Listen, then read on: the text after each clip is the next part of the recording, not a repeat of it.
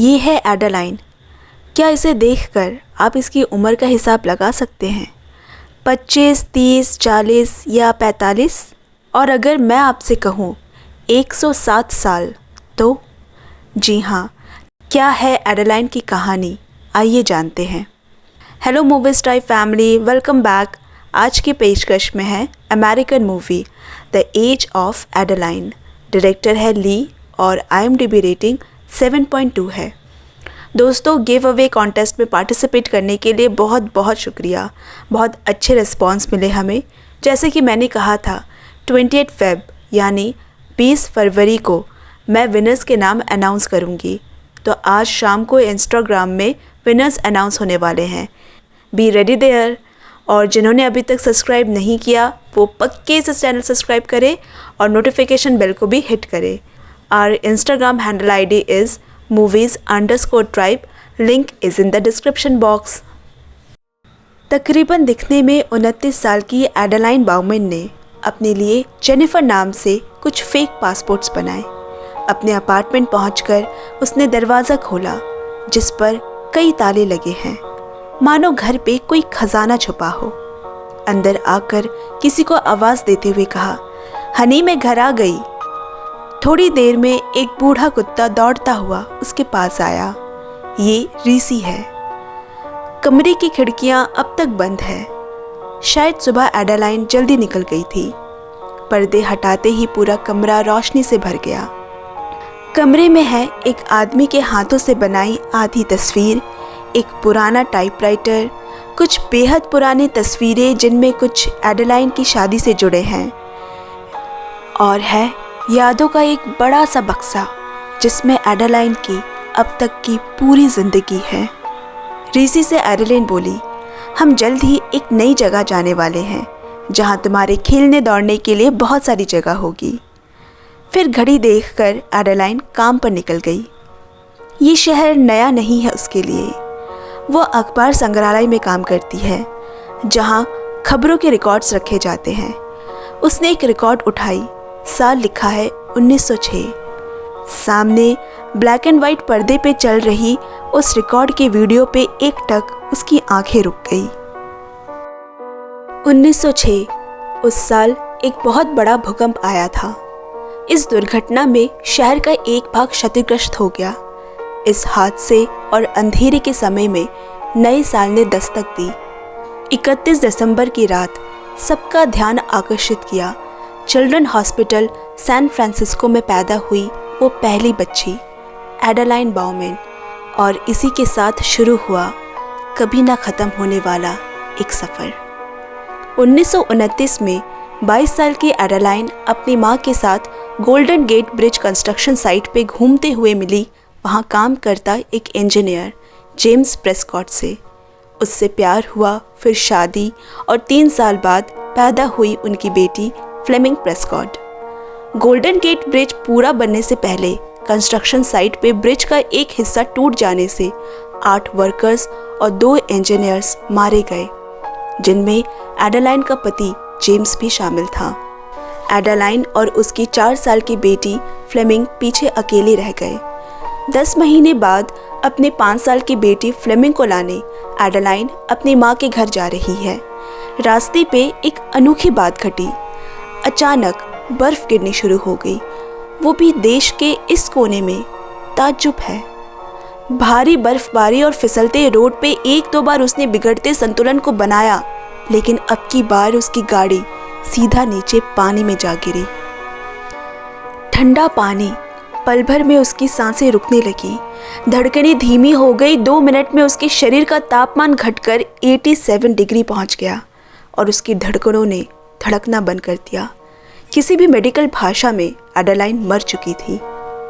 तभी आसमान में तेज बिजली चमकी और सीधा गिरी पानी में तैरती उसकी गाड़ी पे, जिससे इतनी ज़्यादा बिजली पैदा हुई कि एडेलाइन के पूरे शरीर को झंझोड़ दिया। और 2 मिनट बाद पानी से बाहर आकर उसने अपनी पहली सांस भरी। वो हादसा कुछ ऐसा था कि जिसने एडेलाइन की ज़िंदगी ही बदल डाली।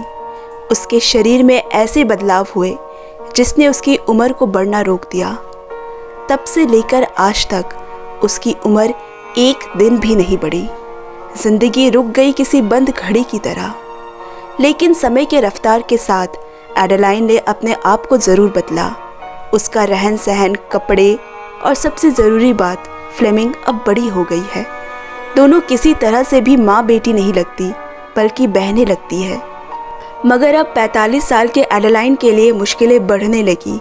किसी भी सरकारी दफ्तर जाती, उसके जवान दिखने की वजह से जांच पड़ताल शुरू हो जाती। एडेलाइन ने अपनी इस हालत पे कई किताबें छान डाली, कितने ही रिसर्च पढ़े, और एक बात वो समझ गई कि उसके साथ जो हुआ है वो पहले कभी किसी के साथ नहीं हुआ, यानी वो एक जीता जागता अजूबा है। एक रात FBI उसे ज़बरदस्ती उठा ले गए। जैसे तैसे वो वहाँ से भागी। उसी दिन बेटी को अलविदा कह उसने वो नाम और शहर हमेशा के लिए छोड़ दिया। समय समय पर वो फ्लेमिंग से मिलती, मगर किसी और शहर और भेष में। अपनी पुरानी यादों से एडेलाइन निकलकर अभी के दौर में लौट आई, जहाँ एक नया नाम जेनिफर और नए शहर में रहते उसे कई साल बीत गए हैं। आज न्यू ईयर ईव है। इस शहर में एडेलाइन की एक अकेली दोस्त ने उसे शाम की पार्टी पे बुलाया है। रेगन एक उम्रदार संगीतकार है, पर वो देख नहीं सकती। शायद यही वजह है, बाकियों की तरह उसे एडेलाइन की बातों में झलकते तजुर्बे और उसके जवान दिखने को आंकने की कोशिश नहीं करती। उसी पार्टी में वो मिली एलिस से। बहुत पहले कभी किसी को देखकर एडेलाइन को ऐसा महसूस हुआ था। एलिस भी एडेलाइन की खूबसूरती देखकर आकर्षित हो गया। पर अब एडेलाइन का ये शहर छोड़ने का वक्त हो चला है। उसे अपनी सच्चाई पता है, इसीलिए उसने बात आगे नहीं बढ़ाई। अगले दिन एडेलाइन की बेटी उसका जन्मदिन मनाने शहर आई। दोनों को आमने सामने देख बहुत अजीब लग रहा है। फ्लेमिंग, जो कि 60 साल की बूढ़ी हो चुकी है, अब लोगों के सामने खुद को वो एडेलाइन की दादी बताती है। कुछ दिनों बाद एलिस ने एडेलाइन उर्फ जेनिफर के काम करने वाली जगह सिटी लाइब्रेरी का पता लगा ही लिया और एक बड़ी रकम डोनेशन देकर वो वहाँ का बोर्ड मेंबर भी बन गया। एलिस के बहुत बार कहने के बाद जेनिफर उसके साथ बाहर जाने के लिए तैयार हो गई। एलिस पेशे से एक वैज्ञानिक है, पर ऐतिहासिक विषयों में उसकी खास रुचि है। उनकी पहली शाम बहुत रोमांचक रही। वो उसे मानव इतिहास की एक चौंकाने वाली खोज दिखाने ले गया। एडेलाइन उसकी सोच से काफ़ी प्रभावित हुई। एलिस ने उसे अपने बारे में सब बताया, लेकिन जब एडेलाइन की बारी आई वो हिचकिचाने लगी। इसी बात को बताने से ही तो वो डरती है, क्योंकि वो उन्हीं ऐतिहासिक चीज़ों की तरह है, नायाब, पुरानी और अकेली। एक दिन की मुलाकात कई मुलाकातों में बदल गई। एलिस को एडेलाइन की हर बात चौंकाती। वो उसे एक राज की तरह लगती है जो वो खुद में समेटे हुए हैं। एडेलाइन भी खुद को रोकने की कोशिश करते करते हार चुकी है। वो भी तो कई सालों से बेघर है। किसी के दिल में रहने की जगह कौन नहीं चाहता। और एक दिन अचानक गुजरते हुए उसे इस शहर के सबसे पुरानी चोट याद आ गई जो उसने किसी को दी थी। तब भी एडेलाइन ऐसी ही दिखती थी, मगर ये शहर तब ऐसा नहीं था। वक्त पीछे लौट गया। पार्क के बेंच पर बैठा एक नौजवान, उसे किसी का इंतज़ार था। उसने हाथों में पकड़ी हुई थी एक अंगूठी का डिब्बा। सब सही था, कमी थी तो बस हिम्मत की। एडेलाइन अपने सच से डरकर भाग गई और तब से आज तक प्यार से भागती रही है। पुरानी यादों से निकलकर एडेलाइन जब घर पहुंची, उसने देखा ऋषि फर्श पर पड़ा है। वो चंद लोग जो उसे वाकई में जानते थे, अपनी उम्र पूरी जीकर अब जाने लगे हैं। जो एडेलाइन फिर से खुलने लगी थी, नई जिंदगी की दस्तक पे करवटें लेने लगी थी, फिर से सिमटने लगी। वो कैसे सामान्य लोगों की तरह जिंदगी जी सकती है, प्यार कर सकती है। उसने एलिस से राब्ता रखना बंद कर दिया। कुछ दिनों बाद उसकी बेटी फ्लेमिंग आई। वो अब विधवा हो गई है। उसे अपनी माँ के जीवन भर का अकेलापन समझ आता है। एडेलाइन ने एलिस का जिक्र किया। वो उसे भी छोड़कर अब दूसरे शहर भाग रही है। फ्लेमिंग ने उसे समझाया, एक बार के लिए अपने दिमाग की नहीं, दिल की सुने। कल जब उसकी बेटी भी नहीं रहेगी तो वो बिल्कुल ही अकेली पड़ जाएगी। बेटी के कहने पे उसने खुद को एक मौका दिया। एलिस इस बार उसे जाने नहीं देगा। उसी हफ्ते वो उसे अपने पेरेंट्स से मिलाने शहर से बाहर ले जा रहा है। लेकिन एडेलाइन की ज़िंदगी में अभी एक और झटका लगना बाकी है। जब एडेलाइन एलिस के पेरेंट्स से मिली, वो दंग रह गई। उसके ठीक सामने खड़ा है वही शख्स जिसे वो 40 साल पहले हाथों में अंगूठी का डब्बा लिए बेंच पे बैठा छोड़ आई थी। विलियम, हाँ यही है वो। और सामने खड़े विलियम को अपनी आंखों पे विश्वास नहीं हो रहा। उसे साफ याद है वो चेहरा। उसने कहा, एडेलाइन बाउमैन। विलियम की पत्नी एलिस सब थोड़ी देर के लिए स्तब्ध रह गए। किसी को कुछ समझ नहीं आ रहा। तब एलिस ने कहा, डैड, ये जेनिफर है, मेरी गर्लफ्रेंड। विलियम को तब होश आया। जेनिफर ने डबडबाती आंखों को झुकाते हुए झूठ कहा, वो मेरी माँ थी, वो 6 साल पहले चल बसी। उनके कमरे में चले जाने के बाद विलियम पूरी रात जागता रहा। उसकी आंखों में उसका अतीत किसी फिल्म की तरह चलने लगी। जब वो एडेलाइन से मिला था, वो सिर्फ 26 साल का नौजवान और मेडिकल की पढ़ाई कर रहा था, जबकि उससे उम्र में थोड़ी बड़ी एडेलाइन तब भी 29 साल की थी। कुछ 5 हफ्ते वो साथ रहे। वो उसे डेला कहकर पुकारता था। विलियम को एस्ट्रोनॉमी और फिजिक्स में रुचि थी। उसे लगता था अब पढ़ाई का विषय बदलने के लिए बहुत देर हो चुकी है, मगर एडेलाइन की हिम्मत देने पे उसने वो किया और आज वो एस्ट्रोनॉमी की जगत में एक बड़ा नाम है। यहाँ एडेलाइन भी सारी रात जगती रही।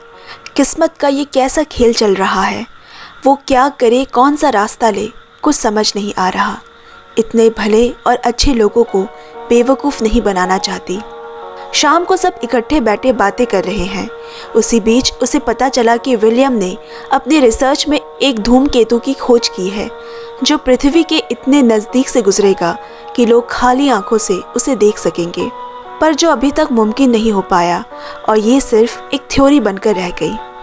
उस धूमकेतु का नाम विलियम ने डेला रखा है। एडेलाइन बस बैठे सब सुन रही है क्योंकि वो उसे इसी नाम से बुलाता था। अगली सुबह बातों बातों में विलियम का ध्यान एडेलाइन के बाएं हाथ पे गया।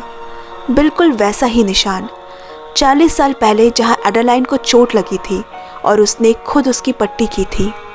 विलियम अपने शक को यकीन में बदलने भागकर स्टोर रूम गया और एक तस्वीर ढूंढ निकाली। हाँ, बाएं हाथ में लगी वो चोट। विलियम के पैरों तले ज़मीन नहीं रही। वो खड़ा नहीं रह पा रहा। कैसे, ऐसा कैसे हो सकता है? वो तुरंत एडेलाइन के सामने गया और कहा, तुम ही एडेलाइन हो। इतने दिनों से चुप एडेलाइन का झूठ पकड़ा गया और वो रो पड़ी। विलियम ने बड़ी हैरानी से पूछा, कैसे तुम अभी भी वैसी ही जवान हो? एडेलाइन ने कहा, मुझे नहीं पता। मुझे कहीं भी मेरे इस सवाल का जवाब नहीं मिला। बस सब कुछ रुक गया है। विलियम सब समझ गया। वो क्यों उसे छोड़कर चली गई थी। वो देख पा रहा है उनके बीच ये अंतर। समय के साथ वो कैसे निभा पाते ये रिश्ता।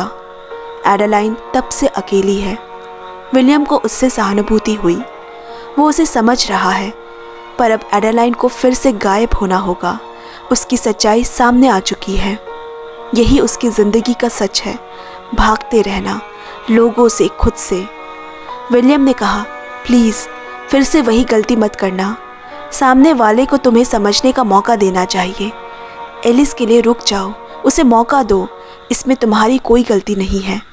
विलियम ये सब कहता रह गया, मगर एडेलाइन ने वही किया जो हमेशा से करती है, भाग जाना। जब एलिस बाथरूम से निकला, उसे एडेलाइन का छोड़ा एक नोट मिला। डियर एलिस, मैं जा रही हूँ। क्यों, ये समझा नहीं पाऊँगी। मुझसे ये मत पूछना और ख़ुद को कभी दोष मत देना। तुम मेरे लिए सही थे और मैं तुम्हारे लिए गलत। एलिस भागता हुआ नीचे आया। विलियम ने कहा, वो जा चुकी है। पर क्यों? एलिस ने पूछा। क्योंकि उसका शरीर बदलाव के काबिल नहीं। लेकिन अगर तुमने उससे सच्चा प्यार किया है तो उसे अब की बार जाने मत देना। तेज़ गाड़ी चला रही एडेलाइन के मन में भी उसी रफ्तार से हजारों उधेड़-बुन चल रहे हैं। उसने एक जगह गाड़ी रोकी और अपनी बेटी को फ़ोन लगाया। फ्लेमिंग सो रही थी। उसकी परेशान आवाज़ सुनकर वो बोली, माँ, इस बार भागना नहीं, ज़िंदगी का डटकर सामना करना, चाहे चोट कितनी भी गहरी लगे। याद रखना, इसमें आपकी कोई गलती नहीं। एडेलाइन ने इस बार अपनी ज़िंदगी यानी एलिस को चुना और अपनी गाड़ी को वापस मोड़ा। लेकिन तभी एक तेज़ी से आती ट्रक ने टक्कर मारी।